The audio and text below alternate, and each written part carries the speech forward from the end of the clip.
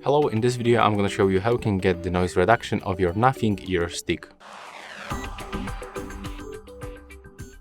And to do this you have to click on the settings icon in the right upper corner. Next you have to scroll down for the noise reduction, and here we have to enable and install the firmware. So let's click right here, click continue, and then tap update.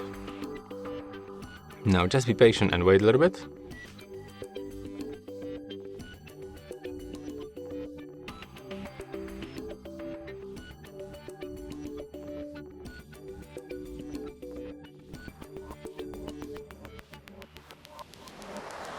Okay, and as you can see, the download is finished, so we can just click OK.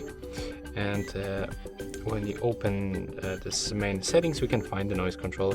And here we can simply turn on or off the noise reduction by tapping on the switcher. And that's all for this video. Hope you like it.